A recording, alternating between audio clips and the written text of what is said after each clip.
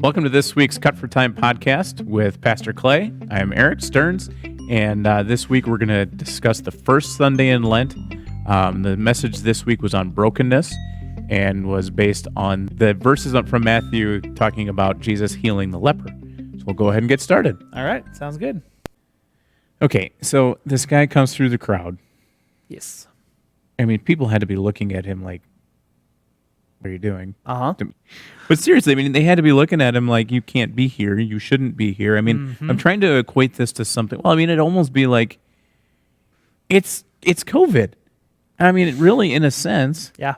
I mean, because the description that you shared with us, I mean, there's a hysteria around it. Yeah. Around this guy. Yep. And it was anything, any sort of skin abnormality Yes. was kind of labeled. And what's Hansens Disease? Sorry for the rabbit trail here. Yeah, Hansens Disease is literally what leprosy is. Like things, body parts falling off of you and body parts dying and falling off of you. That's Hansens Disease. That is what modern day leprosy is. Sure. And so this guy's coming through the crowd and just goes straight to Jesus to ask for healing. Yeah. And he heals him on the spot. Like, can you imagine being in that situation? Not particularly, no. I mean, that just seems crazy to me. Yeah. Yep. To have an immediate and entire healing just at the very word of Jesus. That's some impressive stuff. I mean, and do you think, I don't know, I struggle with that some in that I'm kind of a Thomas. I'm kind of a seeing is believing kind of guy. Sure. Like, we don't see that now. Right. And obviously because Jesus isn't here right now. Right. But so it's hard for me to fathom that. Mm-hmm. And I'm sure I'm not the only one. No, not at all. But like, I would push back a little bit on the fact that doesn't happen. It is rare, but ... You know, we can't limit the work of God in those types of ways. There was a guy from my hometown that was diagnosed with this cancer that from all accounts, it seemed like it was a death sentence. I mean, it was a rare form. It was an aggressive form. It was in a weird spot, and we didn't know what else to do, and so we had a prayer concert. We met at the Berean Church in Gregory, South Dakota, and all we did was just pray for like an hour. We just sat there. We didn't. I mean, had a little bit of light music, but it wasn't like a concert. It was just a prayer concert. We would sit there, and the pastor at the time would just say, "Hey, you know, we're going to pray for Emmett's medical team," and we would sit and just pray for a while. And then, you know, he'd read a piece of scripture and then he said, okay, we're going to pray specifically for Emmett and his wife to have the strength to go through this. And we just sit and pray. And then we're going to pray specifically for the removal of this cancer. And we would just sit, and then he'd read some scripture, and then we just continued to work through different things to be in prayer for, and the cancer is gone. Mm-hmm. I mean, Emmett continues to do, he was the funeral director in town, and he's also a surveyor, and he continues to do surveyor work, and he continues to do... That's quite the combination. It was interesting, yeah, because, he was our undertaker, but he was also doing all the surveying in the cemeteries around town, so, like, you could just kind of, it was just, you know, if we needed something, you just called Emmett, and for... pretty much anything related to death and dying and burying people. So he would do the surveying, and but he had this rare form of cancer, and I don't know what else to attribute that to, rather than the faith, rather than people just getting together and praying praying real hard until something happened. You know, and I get that there are people that go through things. And it goes the other way. Like I think specifically of in this church when David Baird was sick, there was a service of healing for him, and his healing was dying. You know, that's how God healed him. You know, I never want to paint the picture that we didn't pray hard enough, or that we didn't have enough faith, or that we didn't do everything in our power, or that God didn't do everything in divine power to make something happen. That just is sometimes how it works, is that our healing is greater than even what we can think of, and our healing is entering the joy of heaven. Well, yeah, and I think a lot of that has, well, I mean, maybe not necessarily for me or for anyone else, this is what we know. Mm-hmm. So we can't even fathom not being here. Right. Yep. I mean, heaven is a place that we struggle to understand. Yeah, absolutely. And we can't fathom not being here. So the idea of fixing something or fixing an issue by letting someone pass away Right. is really hard. Yeah. And so, like in this situation, Jesus heals this person who maybe was about to die or, or Right. was close. Or, Yeah. And Yeah, so we're never really told the severity of his condition, just that he is leprous and that, that's a hellish and inhumane existence, right. basically. So, yeah. So, I mean, he obviously healed him for a reason. Mm-hmm. For the Bible story, if nothing else. Right. But, yeah, it's just crazy to think that. And then to roll that to now, one thing that when I listened to, because I had to run out and chase cattle, when I listened to the sermon the first time, I struggled with, and I always struggle with this because I'm a very strong-willed person and no one can tell me how I am. You? Right? Yeah, shocker. Wow. So no one can tell me that I have issues or anything like that. No, I'm Sure. I'm just fine. You don't need to help me. I'm just fine. I'll figure this out. Uh-huh. And so I struggle with, we are all broken. That's hard for me. Yeah. I'm fine. I'm just fine. And the idea that I'm broken and that I need help, how do we learn to rely on Jesus is basically the question. Right. Because we live and it's a very upper Midwestern thing that we are very self-reliant. We will, if someone needs help, we'll be the first people there to, give them the shirt off of our back, or if a baler goes down to lend them a baler. If, like I remember a couple of years ago, my dad's appendix ruptured. When he was in the hospital having surgery, 3 of our neighbors were raking and baling that field. Like, that's such a classic upper Midwestern thing. So I get it I get where you're coming from. But part of our faith journey is learning that there are certain things that we cannot do, and there are things that are not of this world that we cannot do. We cannot rely upon ourselves for salvation. We cannot, we can't work our way into God's kingdom. It really is a step of faith. It really is trusting in the death and resurrection of Jesus Christ for that salvation, and then living in the light of that with every fiber of our being. And that is a tough shift. That is a hard thing for a lot of us.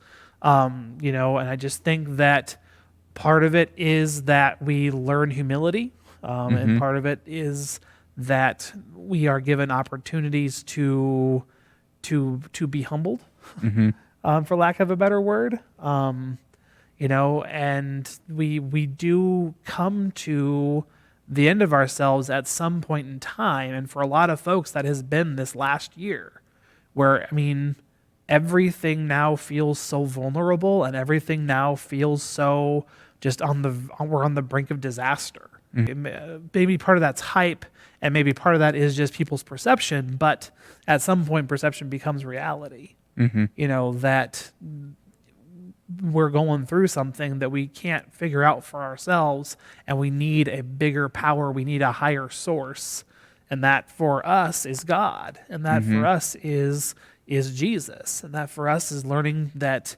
even though it is hard, we're not ultimately in charge of a lot, which is hard. Yeah. But, well, and it's been hard. This last year has been hard for us, for Jenna and myself. And we found ourselves becoming, for lack of a better term, more or angrier with the situation. Yeah. And I think a lot of people are dealing with that because yeah. I just feel like no one's using their head and thinking through situations, and they're just panicking from one thing to the next, and so scared of everything right now, or they're you're wrong, I'm right, all that kind of stuff. And it's just like, there's middle ground. We're not all going to die tomorrow. I mean, that kind of thing. And Yep. I definitely need to learn to let that go, because holding anger in my heart for all of this stuff that's going on right now isn't good for anything. And that's kind of why I'm preaching this sermon series right now. I try not to do things by accident, but sometimes it happens and God backs you into something. But, I intentionally chose this series because there are people all over the map. Mm-hmm. There are people that are afraid. There are people that will not come into the building until they're vaccinated, and even after that, until most people are vaccinated. And then there are people that just think that, that this is an overreaction and that this is overhyped, and that do harbor that anger. Mm-hmm. And so for us to just acknowledge the things that this pandemic has broken in us is why we're here. Mm-hmm.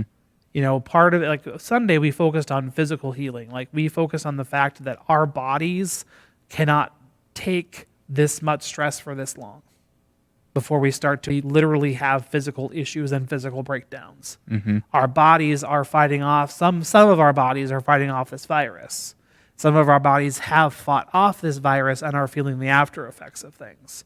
I had a friend of mine post some pictures to Facebook, which, everything you read on the internet's true, but it was some X-rays of some lungs, and like healthy lungs, smoker lungs, and COVID lungs look very different. Mm-hmm. That in COVID, certain people that get affected with COVID, their lungs look like they've been smoking for 50 years.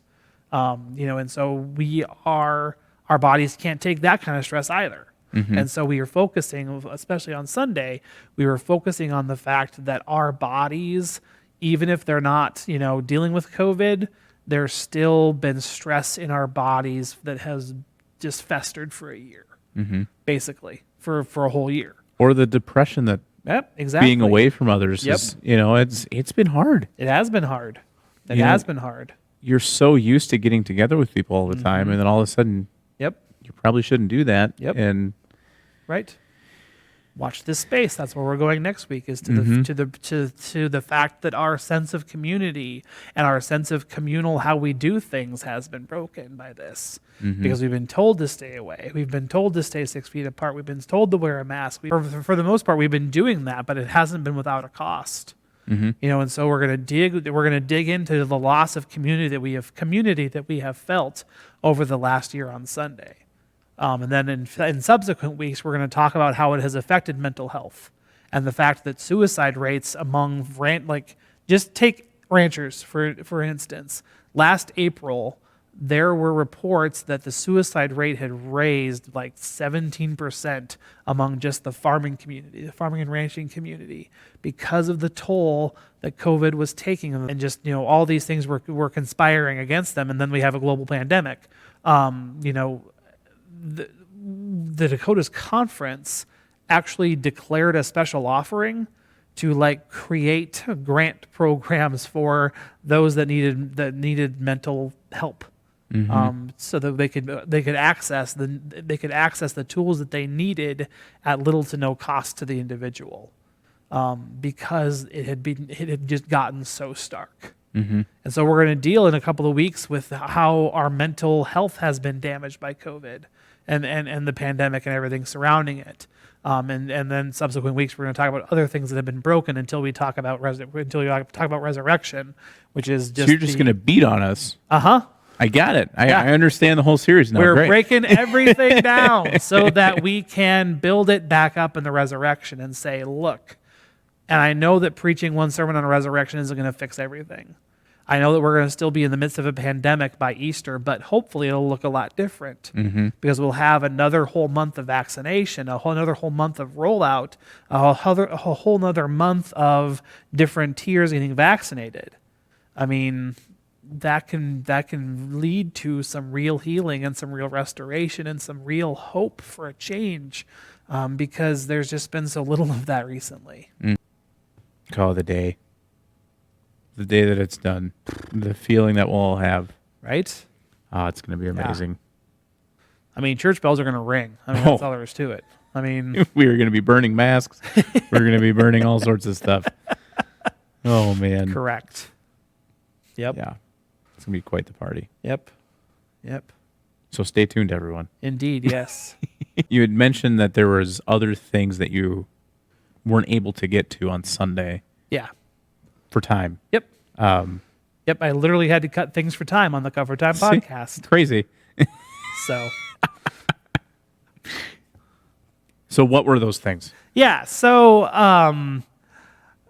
in dealing with this story of the leper that broke through the crowd, and yes, it's dramatic and it's crazy, and he's defying every expectation of what a leper is supposed to do. Jesus defies expectations at the same time. I mean, Jesus is not supposed to touch this guy, and Jesus touches him. Like, Jesus is not supposed to even talk to this guy, and Jesus talks to him. Jesus is not supposed to give him an audience, and Jesus gives him an audience. And Jesus heals him, and we'd focused, because of where we're going with the series, we focused on Sunday on the physical aspect of that, on the physical healing only. But that's not the only healing that was taking place in the story at that time. We read in the Gospels that Jesus has a conversation with the leper after the healing has taken place, because Matthew makes it absolutely definitively clear that that healing was immediate and that healing was complete and that healing was done. And then Jesus pulls the guy aside and says, first of all, tell no one, which kind of leads us back to last week. We were talking about the Messianic secret, and I don't think that this is that because of what Jesus says next. Jesus says, go and show yourselves to the priest and make the sacrifice appropriate for you to be healed. And Jesus does that for a reason. There is a specific reason that Jesus does that, and it's because only by showing himself, the leper, only by showing himself clean to the priest can he be welcomed back into communal life. Because on Sunday I mentioned the fact that the lepers had to live completely cut off from community. Lepers had to live completely away from their normal surroundings, from their normal family, from their normal job, from their normal rhythm of life. Everything stopped because there was so much fear around leprosy, because it was seen as so contagious and so devastating. And so they just completely cut those people out of life.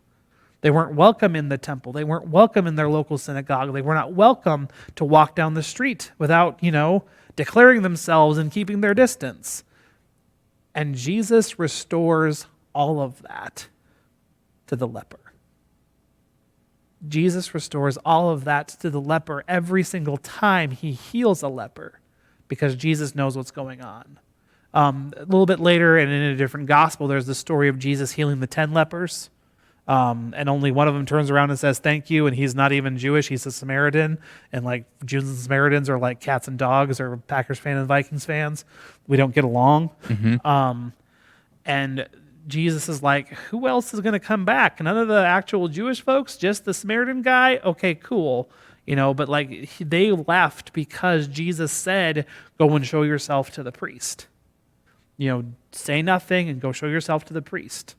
Say nothing because no one's going to believe you. Mm-hmm. And it doesn't matter if they believe you or not. So it doesn't benefit you to say anything until you show yourself clean to the priest. Then I'm sure the floodgates were open, that Jesus had healed this guy and he was going to tell everybody about it. Because people continued to bring sick people to Jesus in that area. Like the second half of the scripture that we read happened that night. Later, Jesus heals another person, which we'll talk about on Sunday, but then he's in the home of Peter and Peter's wife and Peter's mother-in-law, and Peter's mother-in-law is gravely ill, and Jesus heals her to the point that she gets up and starts to wait on people. Like she starts to do the work of hospitality in this home. And then then Matthew says that they continued to bring those that were demon possessed, those that were ill, those that were just that were sick, so that Jesus could heal them. And so I'm guessing that they had heard, like I said on Sunday, like the leper had heard a rumor that this Jesus was a healer.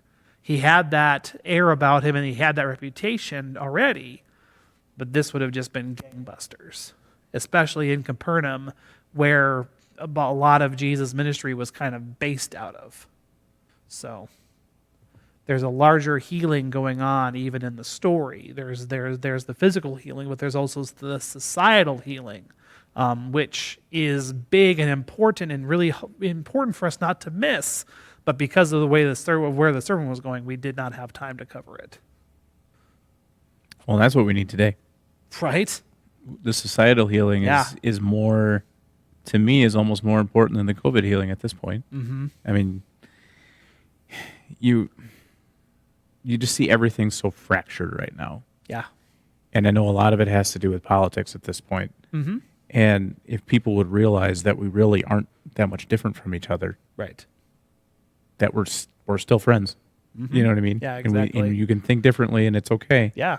You know, and that's probably the biggest struggle right now with a lot of this is just everything just feels so 50-50. Yes. I mean, you're either over here or you're over here, and Yep. you can't talk to each other. There's no middle ground at all. Mm-hmm. If you wear a mask, you're whatever you are, and if you don't wear a mask, you're whatever you are, and there's no middle ground that's saying, if they want to wear a mask, they can wear a mask and they're not a terrible person. If they don't want to wear a mask, they can not wear a mask and they're not a terrible person. Mm-hmm. Right. Yeah. It's gotten very personal on a lot of levels and very, like you said, it's just very fractured.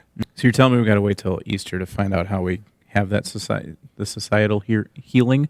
Well, part of it is a little bit yes, but also, even though I'm not explicitly stating here's the practical application, like if you were with us for the Faith 5 Home Huddle series, every sermon ended with a very practical step of here's what you do. I'm hoping that I'm creating, in preaching the sermon series this way, that I'm creating space for those conversations to happen outside of worship. Or I'm creating space where people say, hey, Clay said something kind of crazy in the sermon. Maybe I need to pray about that. And we actually seek godly wisdom rather than Clay wisdom because I know which one's better. And it's not mine. Right. So, yeah. But also we are going to very much deal with healing and restoration and reconciliation of things on Easter as we discuss the Easter story. I'd really like, because I shattered that glass on Ash Wednesday. I'd really like to figure out a way to put it back together for Easter Sunday, but I really hit that thing with a hammer, so I don't know if I'm going to be able to do it. I haven't looked at the pieces close enough. But stay tuned. Gotcha. Maybe that'll be a nice Facebook picture of you. Get that all putting together a puzzle. Glued back together. It'll definitely be a picture and not a video because I don't think we could post a video like that to Facebook. No. So Peter's mother-in-law, she gets healed. Yep. Immediately gets up and starts serving people. Yep. And yet today we are very apprehensive. The people in this building or the people in this congregation or in other congregations know the good news. Know what all this is about. Know that Jesus is the healer. Jesus. And yet we don't do that. We don't just hop up and serve everyone else. We expect them to come to us. With our leadership team, we are reading the book, The 5 Practices of Fruitful Congregations, from Bishop Robert Schnase.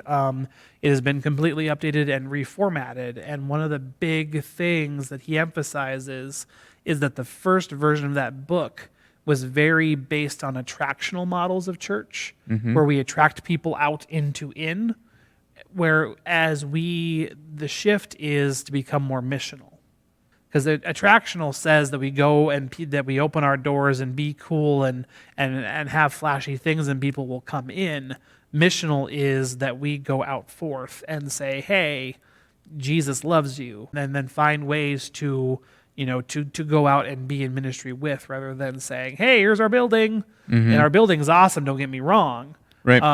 But there are ways for us to be more missional, missional in that. So a lot of the times when you're talking about church models, you're talking about an either-or situation. Right. You can either be attractional or missional, but Schnase really frames it as a both-and conversation.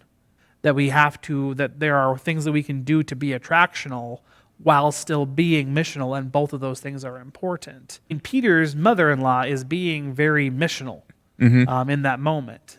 She is seeking out people that are in her house because, again, where Jesus travels, a crowd forms, and a crowd formed in Peter's house there in Capernaum. And so this mother-in-law was very much looking at ways to be in service now that she has been healed. And so when we have experienced healing, or when we experience, that awakening within us that leads to faith, that becomes part of our mission. That becomes part of our call, to seek those ways to discern, our gifts and graces for the ministry that Jesus has for us to do, and then pursue those things in ways that are, that can be both and, rather than just one or the other. Mm-hmm. Yeah, I really latched onto that piece when I was reading the chapters for this week. If you're all flashy, but no depth to your service, Yep. you don't gain anything. Correct. And if I feel like if all you do is reach out and go get people, but then you don't teach them in a space that, like here, Correct. you also miss out on something. Yep, So I absolutely. think it almost has to be both. It's kind of that discussion we had about transfiguration, where with the mountaintop Right. moments, Yep. if you do nothing with that, Exactly. it does you no good. Exactly. If you stay on the mountain, that's not the point. We have work to do. Right. Jesus calls us down the mountain. And like I said, after that story, the disciples were immediately in a situation where they were watching Jesus do the work of ministry yet again. And that's the same exact thing for us. When we have those mountaintop moments, we're called down. We're called down forth into and among with people. And when we hear that call and heed that call, there's going to be immediate things that happen that clamor for our attention. Yeah. So yeah, Peter's mother-in-law had a mountaintop moment. Yeah, And immediately she comes back and starts doing the work of exactly. God Exactly. without question. Yep. Yep. And maybe the same for the leper too. Like it's not spelled out in Scripture as explicitly as Peter's mother-in-law, but this leper, Jesus says, say nothing until you go to the priest. After then, it's open season. It's open season for him to move on from that mountaintop moment of being healed, and then really do the work of what's next. And it's the same for us. When we experience, we're talking about everything's broken and damaged. That's not how God leaves us. We will experience some kind of healing. And when we come down from that, it's, how do we then go forth? How do we, as the healed, go forth to heal others? Well, stay tuned for that. I mean, just in the sermon series, it'll be fun to kind of get broken down and then lift it up at the end. Yep. So that'll be good. Yeah. Well, do you have anything else for this week? I think we're good for this week. Well, very good. Well, thanks for joining us for the Comfort Time podcast. Please join us again on Sunday mornings. Otherwise, join us again, and then join us again here on the next Comfort Time podcast. Thanks, everyone.